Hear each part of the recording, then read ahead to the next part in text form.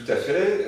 Aero est une SS2I qui existe depuis 2004, donc qui a 9 ans d'existence, qui a été créée par deux cofondateurs. Aero représente aujourd'hui 150 personnes en France, mais également sur l'île Maurice et sur la Belgique depuis plus récemment.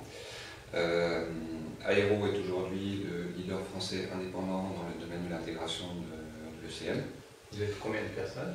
On est 150 personnes, essentiellement basées à Paris, mais donc une vingtaine de personnes également à l'île Maurice pour proposer une alternative offshore à nos clients.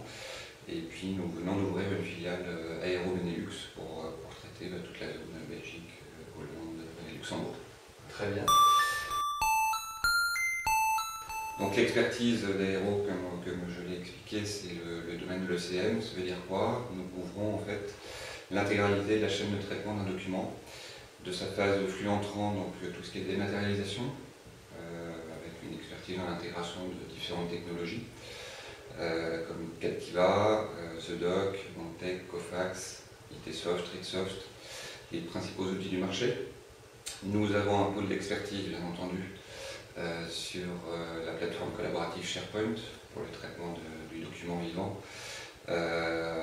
Sur le pôle d'expertise SharePoint, nous avons aujourd'hui une trentaine de collaborateurs qui interviennent sur différents types de missions en termes de prestations, aussi bien des missions plus d'accompagnement au type de gouvernance, d'audit, de préconisation d'outils autour de SharePoint.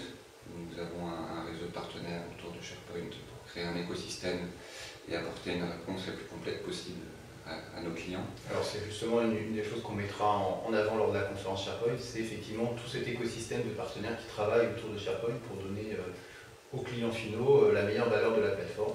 Tout à fait, c'est le sens que nous avons voulu donner à notre expertise, puisque nous essayons d'adopter notre connaissance de la plateforme SharePoint à notre métier premier qui est le traitement du document dans sa forme électronique.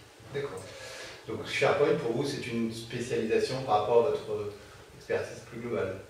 Tout à fait, c'est une technologie qui nous paraît aujourd'hui incontournable quand on parle de traitement d'une chaîne documentaire et du document dans sa forme électronique. Nous avons par ailleurs d'autres expertises sur le documentaire autour de technologies telles que Documentum, avec un partenariat important avec l'éditeur EMC. Et puis sur toute la partie éditique, on va rematérialiser les documents de façon automatique, là encore avec un certain nombre de partenariats technologiques.